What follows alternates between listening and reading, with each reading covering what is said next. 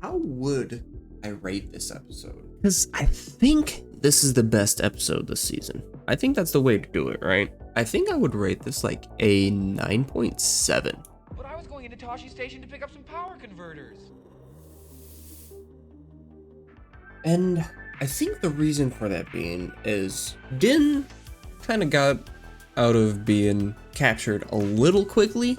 So that was kind of interesting to see. I was also hoping that Grogu would kind of prove himself more. Although now he's Din Grogu, which is so awesome because then that, unless they just take the first name for their apprentices, I think Din was the title of whoever trained him, and his name is actually just Djarin. Unless it's because Grogu doesn't have a last name, so then they gave him Din's first name.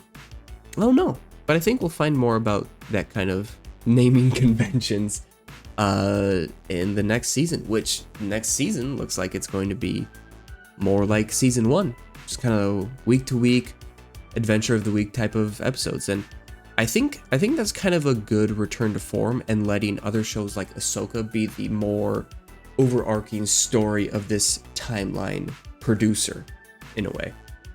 Couldn't think of a better word. But yeah, Moff Gideon is dead, or supposedly, because he has clones, or at least had clones that had some sort of force abilities, which I guess they weren't perfect quite yet, or they weren't done marinating in the cloning tubes, I'm not really sure. But he was working on clones of himself with force capabilities. So it is still possible that he has clones of himself, just not in that specific spot, because I think that's what those clones were in the second season on Navarro.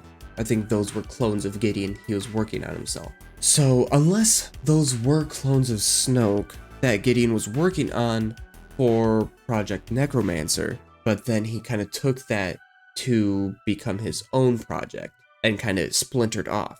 Or the Snoke clones were what Moff Gideon was trying to make of himself, so then a Snoke clone is technically a Gideon clone, which that'd be insane. So yeah, I guess that's the next question is, well, does Pershing know the information still? Did Elia Kane kind of zap that out of him?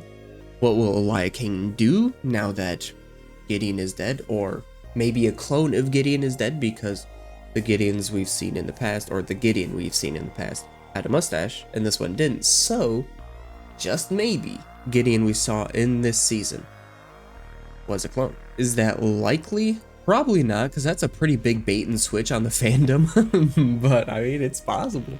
They did just bring back Palpatine in the final episode of the Skywalker saga, so I guess there's that, so you never know. But this is Dave and John, so I don't think they would do that, but I might be wrong. And all those Mandalorian fights, every single shot was so good. Holy crap, dude. Oh my goodness. I kind of probably blew out the mic, I'm sorry, but it was amazing. But honestly, there's not that I can think of, not a whole lot to go over. Mandalore is back with Mandalorians. The Mythosaur wasn't a thing, unfortunately, which that is the other thing I'm kind of upset about, is they had this massive hint to the Mythosaur in the second episode,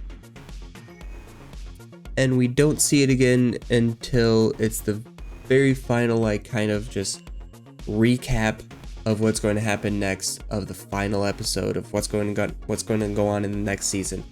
And it's just kind of, ooh, we're going down through the waters. Ooh, it's a Mythosaur. It opened its eyes. But I do think it was Grogu connecting with the Mythosaur, because Grogu was looking down at the water, reached out, and then the Mythosaur opened its eye. So that's possible. But at the same time, Bo saw it, or thinks she saw it. So there was just no real payoff with that. Which I really thought with Book of Boba Fett, they paid off Boba Fett riding a Rancor. Now, Bo-Katan or Din or Grogu, which would be even crazier to look at, riding the Mythosaur, that'd be insane. That'd be kind of crazy to look at. But that's kind of what they hinted at, so I don't know. Will the Mythosaur be seen in the future? I guess we'll just have to wait and find out. And I was right about one thing about this episode. there is no Boba Fett. And people are really trying hard for Boba Fett to be a thing, and he wasn't. So I knew it, because there were so many like tweets about how Boba Fett's gonna show up, it's gonna be crazy, and I was like, you know, if they could pull it off, great, but I don't see how they're gonna do it. That is all I have for Mandalorian season 3. Probably overall the weakest of the 3 seasons, I would say. I would probably say I enjoy the second season the most, and then the first season, and then this season. And mainly because in this season they had an overarching story that they were trying to tell, and then they kind of dipped in and out of it. Whereas in the first season, it was adventure of the week until they built up to something at the very end.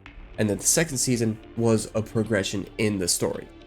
And then this, it was like they were building up a story, and then they'd kind of go in and out of the story, so it was not as consistent as the other 2 seasons. So I'd probably say season 2, season 1, season 3 for my rankings of the Mandalorian seasons. What did you think of this season? How do you rate it amongst the other Mandalorian seasons? How do you rate this episode among the other Mandalorian season 3 episodes? I hope you enjoyed my reaction and my review. If you did, please like, comment what you thought about all this fun stuff, and consider subscribing. We are now done with Star Wars shows for a little bit, and I'm kind of looking at the Star Wars Andor after the Mandalorian credits, so I kind of want to give Andor a rewatch. I have not rewatched it since it's come out. That might have to be something I do.